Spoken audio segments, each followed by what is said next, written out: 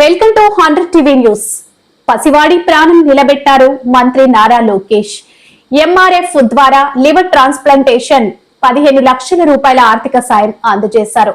ఆర్థిక సాయం కోసం మదనపల్లి ఎమ్మెల్యే షాజహాన్ బాషను కలవడం జరిగింది.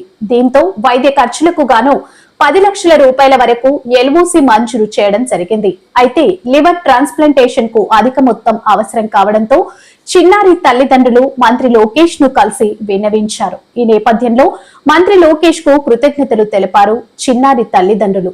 ఆ వివరాలు ఇప్పుడు చూద్దాం.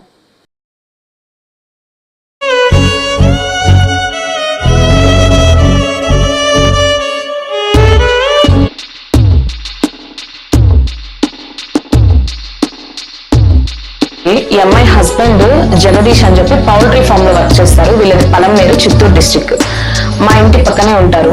సో బాబుకి వచ్చి లివర్ ట్రాన్స్ప్లాంటేషన్ పుట్టుకతోనే తనకి లివర్ అనేది బాగా పాడైపోయింది. బిలియరీ అట్రాసియా అనే డిసీజ్.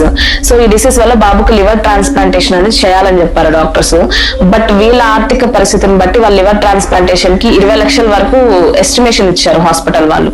సో అది పెట్టుకోలేని పరిస్థితిలో ఉన్నారు వీళ్ళు. 10 lakhs కి ఎల్ఓసిని ఎక్స్టెన్షన్ చేసి ఇచ్చారండి. అండ్ సీఎం గారికి లోకేష్ గారికి చదవండి. బట్ ఈ గవర్నమెంట్ లో మాకు జరిగింది. చాలా థ్యాంక్స్ అండి.